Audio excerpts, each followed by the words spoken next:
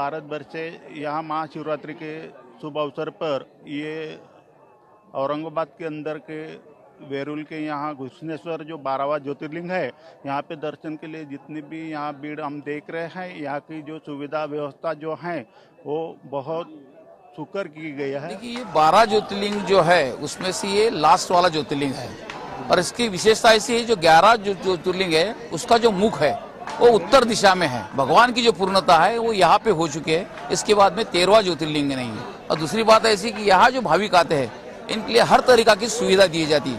कितनी पब्लिक आएंगी आपकी? आज के हिसाब से तो कम से कम 1 लाख 1.5 लाख तो पब्लिक आना चाहिए, क्योंकि अभी बच्चों के एग्जाम चलने की वजह से भाविक कम है, लेकिन पब्लिक आने वाली है।